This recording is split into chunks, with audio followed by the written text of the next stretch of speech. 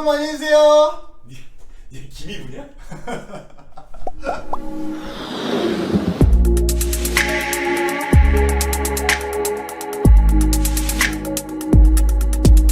네, 안녕하세요. 쭝91입니다.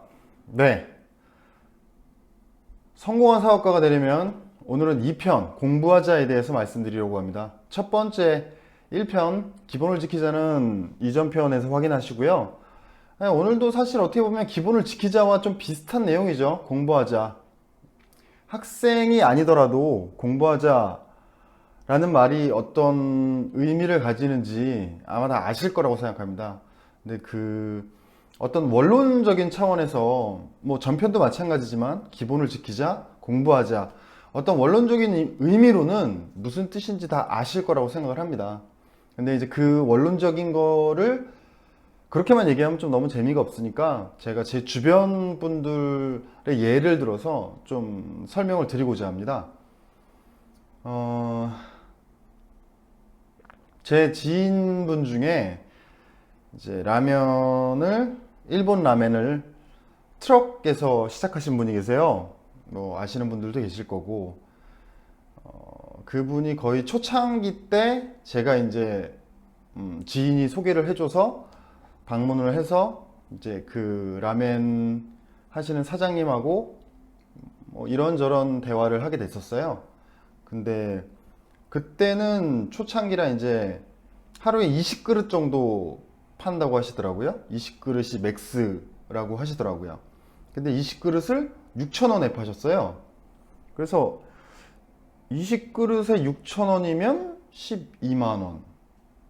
12만원이면 한 달 내내 해도 360만원. 근데 원가를 빼야 될 거 아니에요. 그죠? 노동력은 차치하고 360만원이 나올 수 있는 맥스의 매출인데 그분은 또 주 5일로 하시더라고요. 그러면 주 5일이면 한 달에 그냥 평균 20일 잡고 하루에 12만원에 20일이면 240만원. 근데 원가가 있잖아요. 뭐 기름값이나 이런 거 뭐 둘째 치고 그 재료비, 그 다음에 요리하는 어떤 뭐 에너지, 뭐 가스 같은 거겠죠? 그런 비용. 그 다음에 어쨌든 트럭에서 파니까 임대료는 안 들더라도 뭐 집이 아니라 뭐 어떤 공간을 임대해서 쓰면 뭐 그런 데 임대료도 있겠고. 그러니까 도저히 이거는 매치해서 월 매출이 맥스로 나왔을 때 240만 원인데 수익을 뭐 60%, 70%로 잡는다고 해도 수익이 너무 작아서 이걸 왜 하시고 계시는 걸까? 저는 그게 되게 좀 사실 궁금했었어요. 그래갖고 저는 아무래도 사업을 하는 사람이다 보니까 좀 그런 사업하시는 분들하고 제가 그런 질문들을 사실 좀 많이 던지거든요. 그러니까 뭐 다짜고짜 뭐 너 이거 왜 하냐 뭐 이런 식으로는 물론 안 물어보는데 뭐 이렇게 사람이 처음 만나서 이제 얘기를 하다 보면 뭐 이런저런 얘기를 하게 되잖아요. 그러다 보면 이제 비즈니스 쪽으로 많이 접근해서 얘기를 하는 편인데 뭐 그분한테도 이제 처음 만난 날 그런 얘기를 했었죠.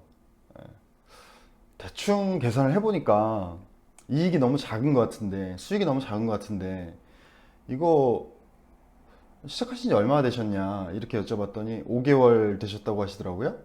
근데 5개월 정도 되셨는데 이제 왜 하시는 거냐 이렇게 물어봤죠. 왜냐면 돈을 벌기 위해서 하는 것 치고는 이게 수익이 너무 작으니까 말 그대로 어디 회사를 가도 이거보다 적게 벌진 않을 것 같은데 뭐 수익이 예를 들어서 뭐 170, 180 정도 나온다고 해도 회사 들어가도 뭐 170, 180 나올 수 있잖아요.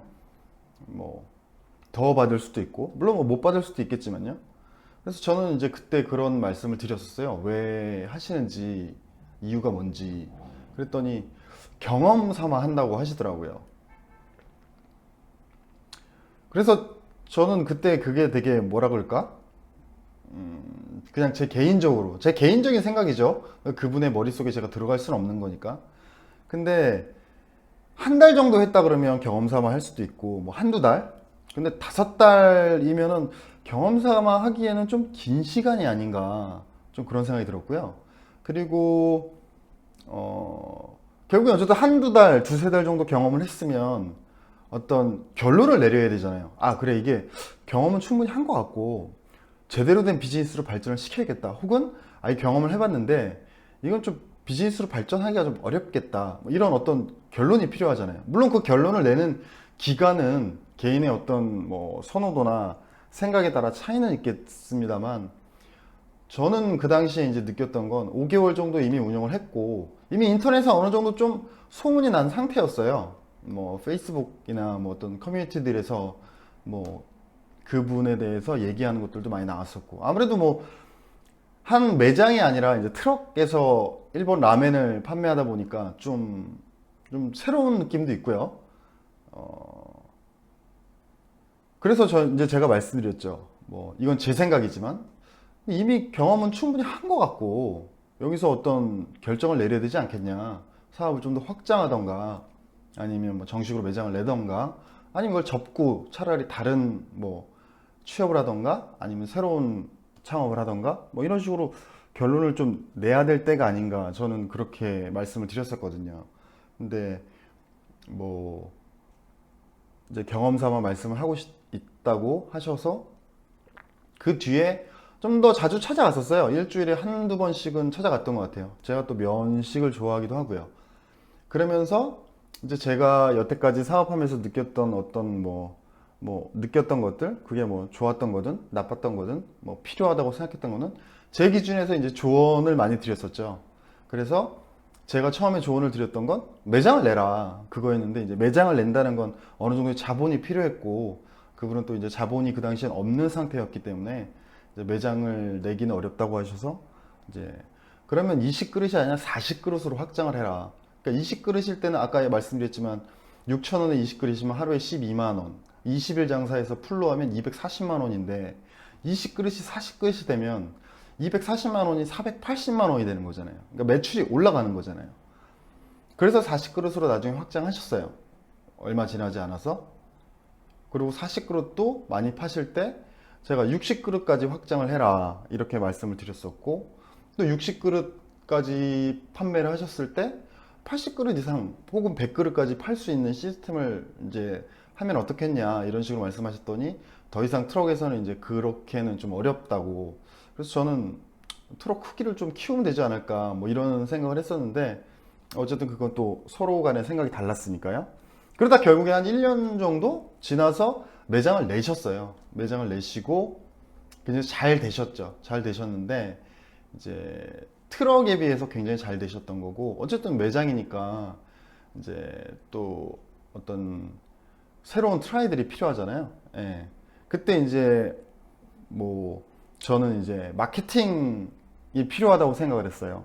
그러니까 식당이 음식점의 기본은 맛있는 음식을 만드는 거긴 한데 요즘은 모바일 시대이고 워낙 사실 이 인터넷 검색이 많이 되는 시대다 보니까 음식점들도 저는 어느 정도의 마케팅이 필요하다고 생각하거든요. 근데 그건 뭐 제 개인적인 생각일 수도 있죠. 제가 음식점을 해본 건 아니니까요. 근데 마케팅이라는 건 뭐 저는 이제 온라인 쇼핑몰을 굉장히 오래 했기 때문에 인터넷 마케팅에 대해서 익숙하긴 한데 음식점을 했던 분들이 인터넷 마케팅을 어떻게 해야 하는지 사실 잘 모르죠.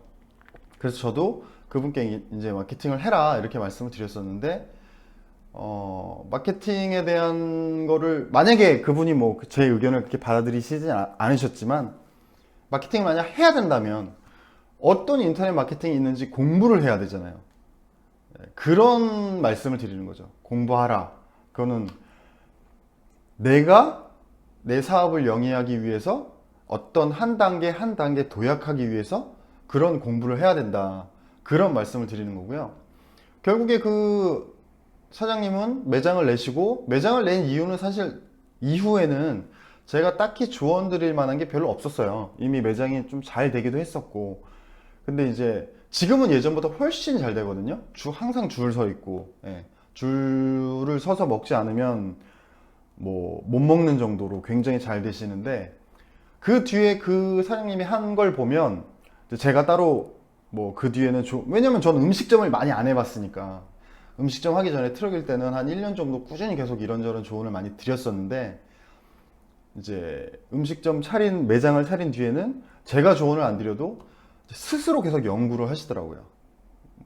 예를 들어서 그러니까 뭐 육수를 내고 막 이렇게 하루 종일 가스를 틀어놓으니까 가스비도 물론 많이 나오지만 가스비를 떠나서 일단 어떤 화재에 대한 리스크도 좀 있고, 두 번째로는 실내 온도가 너무 올라가요. 계속 불을 틀어놓으니까 실내 온도도 많이 올라가는데, 겨울에는 괜찮다고 해도 여름에는 에어컨을 틀어도 너무 덥더라고요. 그러니까 그런 부분에 있어서 사장님이 계속 연구를 하시더니 나중에 그 시스템을 인덕션으로 싹 바꾸셨어요.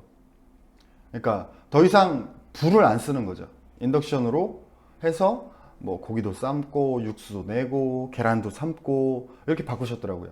근데 인덕션으로 바꾸고 나서 확실히 매장이 굉장히 쾌적해졌어요. 여름이든 겨울이든 그 어떤 가스의 어떤 열기가 없어지니까 굉장히 쾌적해졌고, 또 아무래도 가스불을 계속 틀어놓으면 내부 산소를 계속 뭐 연소시키게 될 거 아니에요.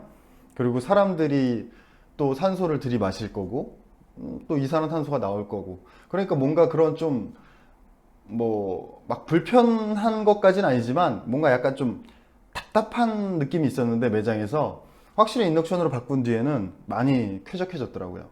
그런 식으로 뭔가 계속 공부를 해 나가시면서 계속 한 단계 도약하시고, 지금은 처음 뵌지 이제 4년 됐죠. 2013년에 처음 뵀으니까 지금은 4년 됐는데 굉장히 잘 되고 있습니다, 매장이.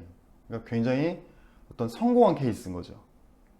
그래서 뭐 물론 뭐 제가 뭐 도움을 드린 것보다 그분이 스스로 더 노력하신 게 훨씬 크겠지만, 이제 그분처럼 어떤 단계마다 계속 공부를 해야 된다는 걸 말씀드리고 싶었어요. 이제 우리가 사업을 하다 보면 어떤 상황마다 필요한 것들이 있게 됩니다. 근데 공부를 한 사람들이면 뭐가 필요한지, 그리고 그걸 어떻게 해야 되는지 알 수 있어요. 근데 공부를 좀 안 하시는 분들이면 지금 이 상황에서 뭐가 필요한지 사실 알 수가 없는 거죠. 그리고 뭐가 필요한지 안다고 해도 어떻게 해야 될지 모를 수도 있는 거고요. 그게 공부를 하신 분과 공부를 안 하신 분의 차이가 아닐까, 그런 생각이 들어요. 여기서 제가 말씀드리는 공부는 무슨 어떤 대학교 뭐 메이저, 그러니까 전공, 뭐 학위, 뭐 석사과정, 박사과정 뭐 이런 걸 말씀드리는 건 아니에요. 뭐 그런 게 있다고 해서 또 나쁠 건 없겠지만, 제가 말씀드리는 공부는 정말 그 업종마다 아이템마다 다르겠지만 그때그때 상황에 맞는 그 필요한 것들을 아는 공부를 말씀드리는 거예요. 이 공부를 왜 해야 되나? 아주 크게 말씀드리면 우리는 자영업이잖아요. 자영업은 언젠가는 망합니다. 언젠간 망해요. 예. 제가 다른 그 쇼핑몰 창업 스토리에서도 말씀드린 건데, 자영업 레벨에 있는 어떤 회사들은 안 망할 수가 없습니다. 무조건 망해요. 그게 뭐 1년이든 5년이든 10년이든 그 연한의 차이가 있을 뿐이지, 자영업 레벨에서는 무조건 망해요. 그게 사회 시스템 때문이든 트렌드 때문이든 어떤 뭐 오너의 실수 때문이든 어떤 뭐 IMF 같은 외부 충격 때문이든 굉장히 다양한 이유로 이 우리가 하는 레벨의 자영업은 망할 수밖에 없어요. 정말로 막 뭐 3대가 하는 뭐 어떤 뭐 음식집, 맛집 뭐 이런 사업들, 뭐 이런 것들은 정말 자영업의 1%도 안 될 거예요, 아마. 거의 제가 명확한 통계를 말할 수는 없지만 그냥 대충 95% 이상의 자영업은 무조건 망한다고 보면 됩니다. 그러면 공부를 하면 어떻게 되냐? 공부를 하면 그 망하는 기간이 늘어날 수 있어요. 예를 들어서 공부 안 하는 사람이 1년에 망할 수 있는 걸 공부하면 2년이 걸린다든가, 혹은 3년 뒤에 망할 수 있다든가, 이런 식으로 망하는 기간이 늘어나고요. 그리고 망하기 전에 다른 업종으로 갈아탈 수 있게 그렇게 하게 만들 수 있습니다. 물론 뭐 안 될 수도 있죠. 근데 그런 확률이 올라간다는 거죠.